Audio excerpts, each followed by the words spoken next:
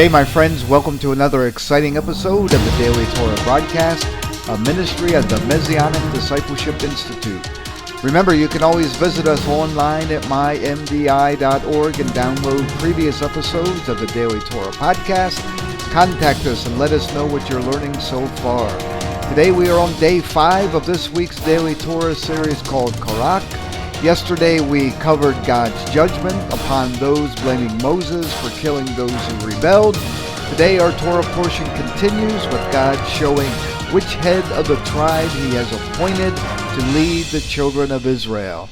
If you have your Bibles and notepads handy, get them ready or listen and review later. But let's pick up the story in Numbers chapter 17, beginning in verse 1. In Numbers chapter 17, verse 1, we read, "And the Lord spoke to Moses, saying, Speak to the children of Israel, and get from them a rod from each father's house, all their leaders according to their father's houses, 12 rods. Write each man's name on his rod. And you shall write Aaron's name on the rod of Levi, for there shall be one rod for the head of each father's house. Then you shall place them in the tabernacle of meeting before the testimony where I meet with you. And it shall be that the rod of the man whom I choose will blossom. Thus I will rid myself of the complaints of the children of Israel, which they make against you." Now, my friends, a rod was a symbol of authority because shepherds would use a rod to guide and correct the sheep. Moses, as a shepherd, had a rod in his hand when tending sheep in the wilderness. This rod later became known as the rod of God, a symbol of the authority God gave to Moses. This same rod held by Moses demonstrated his authority in action. The rod of God in the hand of Moses miraculously became a serpent and then became a rod again. It turned the waters of the Nile into blood. It brought plagues of frogs, lice, hail, and locusts. It was raised over the Red Sea when it was to be parted. It was raised in prayer over Israel in victorious battle. It struck the rock and brought water. This rod is also a picture of God's authority over man. Yeshua, in his divine authority, was given the title the Rod in Isaiah chapter 11 verse 1 and also in Micah chapter 6 verse 9. The rod was also an emblem of the apostles' authority in the congregation. God said, "The rod of the man whom I choose will blossom." Not only would this obviously be a miraculous sign, the blossoming of dead wood spoke of fruitfulness.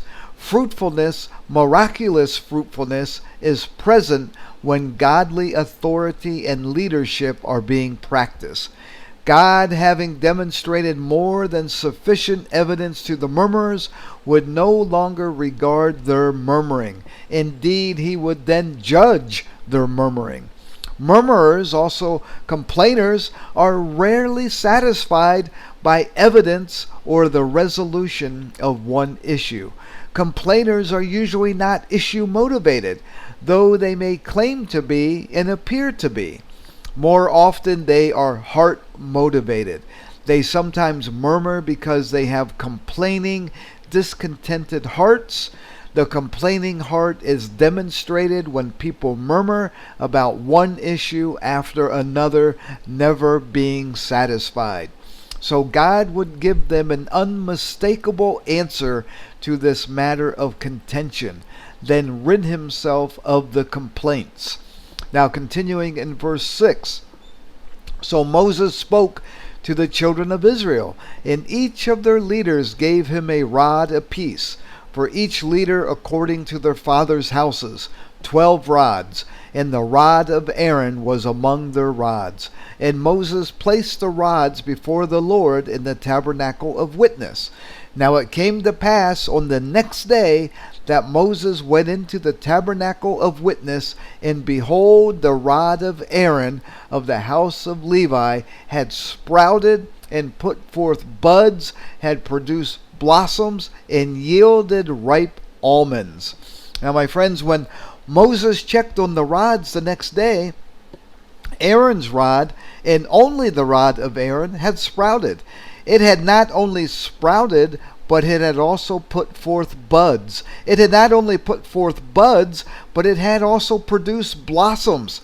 And it had not only produced blossoms, but it also yielded almonds. And it had not only yielded almonds, but it had also yielded ripe almonds. But God gave, as in the words of Acts chapter 1 verse 3, many infallible proofs to demonstrate his approval of Aaron's leadership. God gives us more than enough evidence. Our problem is a lack of willingness to see what he has made clear. God's choice of Aaron's rod did not mean that Aaron was the most spiritual man in the nation. God's chosen leaders will have godly character according to the principles of 1 Timothy chapter 3 and also in Titus chapter 1. But this wasn't a contest to determine the most spiritual man among them. It also did not mean that Aaron had not and would not sin or fail significantly. God's chosen leaders may fail or sin, but they must set things right when they do. The clear choice of Aaron meant that he was God's chosen priest, and the nation was required to recognize it. Aaron's rod was chosen, and it was chosen to bear fruit. Those whom God chooses should have evident fruit as a mark of their election. Aaron's rod had both fruit, the almond, and the promise of future fruit. Now continuing in verse 10. And the Lord said to Moses, bring Aaron's rod back before the testimony to be kept as a sign against the rebels, that you may put their complaints away from me, lest they die. Thus did Moses, just as the Lord had commanded him, so he did. Now, my friends, the rod of Aaron was to be kept as a museum piece to remind the children of Israel that God had chosen a priesthood, and nothing would change that. Aaron's priesthood would always be Aaron's priesthood. The unfruitful rods were given back to their owners. The fruitful rod was kept before the Lord. Now, my friends, Aaron's rod was to be kept in the Ark of the Covenant as another example of Israel's failure and rebellion. When God looked down from heaven into the ark, he saw emblems of Israel's sins. The tablets of the law that they broke, the manna that they complained about, and Aaron's rod, which was the answer to their rebellion. The covering blood of sacrifice was applied to the lid on the Day of Atonement every year, covering over these reminders of Israel's sin. So God saw the blood covering their sin, and atonement was made. Now let's review our half-Torah portion in 1 Samuel chapter 12, starting in verse 12. In 1 Samuel chapter 12, in verse 12 we read, and when you saw that Nahash, king of the Ammonites, came against you, you said to me, no, but a king shall reign over us, when the Lord your God was your king. Now therefore, here is the king whom you have chosen, and whom you have desired. And take note, the Lord has set a king over you. If you fear the Lord and serve him, and obey his voice, and do not rebel against the commandment of the Lord, then both you and the king who reigns over you will continue following the Lord your God. However, if you do not obey the voice of the Lord, but rebel against the commandment of the Lord, then the hand of the Lord will be against you as it was against your fathers. Now, my friends, as they began to live under the king, Samuel reminded the nation of their disobedient desire for a king. The Lord was a good king for Israel, but they wanted a king for carnal and fleshly reasons. Samuel probably had the feeling, here is the king you wanted. You will find that he isn't quite the king you need, but he is the king you wanted. Samuel presents Israel with an important choice. They were disobedient in wanting a king, yet God gave them one. Even so, if they would fear the Lord and serve him, God could still bless them. Israel should have never sought a human king, but now they had one, and Samuel simply called them to serve the Lord where they were now. Samuel put the choice before Israel. They made a wrong turn, yet God put them at a fork in the road. On one side is submission to God and obedience. On the other is rebellion and disobedience. If they choose the wrong path, they could trust God would not bless it. My friends, every individual generation is tempted to think of itself as a special exception. They know of the righteous acts of the Lord in previous generations, yet somehow they are an exception regarding God's correction or judgment. Samuel reminded Israel they were not any different from their fathers, and God would not deal with them any differently than he did with their fathers. Now let's review our Brit Hadashah portion, continuing from yesterday in Acts chapter 5, verses 5 and 6. In Acts chapter 5, verse 5, we read, Then Ananias, hearing these words, fell down and breathed his last. So great fear came upon all those who heard these things. And the young men arose and wrapped him up, carried him out, and buried him. My friends, Satan had filled the heart of Ananias. Yet Peter could ask why he had conceived this thing in your heart.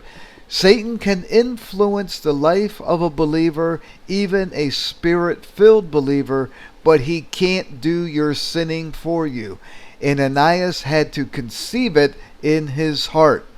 His sin was greed in wanting to keep the money, but his greater sin was pride in wanting everyone to consider him so spiritual that he gave it all when he had not. Ananias' sin is imitated in many ways today. We can create or allow the impression that we are people of Bible reading or prayer when we are not. We can create or allow the impression that we have it all together when we do not. We can create or we can exaggerate our spiritual accomplishments or effectiveness to appear as something we are not. It is too easy to be happy with the image of spirituality without the reality of spiritual life. His great sin was rooted in pride. Pride corrupts the congregation more quickly than anything else. So my friends, let's do all that we can today to have our pride in check and not to allow pride to interfere with our spirituality and our reality of maturing into spirit-filled believers today. So my friends, let's end it here for today. Take some time to meditate on these words and how they apply to your life. Pray for us in this message to go out, and pray for those who are scattered throughout the world seeking the Messiah so that they will return to the Torah in their Hebraic roots. Share this message with your friends and family. Post a link on your social media pages and help us spread the gospel. You never know whose life you may affect. And remember to visit us at mymdi.org. Take one of our free classes. Download the Daily Torah schedule. You can also order the Daily Torah series of books to follow along. And if the Lord inspires you, please consider becoming a monthly sponsor so we can reach more people with these messages. Just click the giving menu option or donate button on the website. Tomorrow we will continue our studies. Until then, Shalom Aleichem, blessings and shalom, my friends.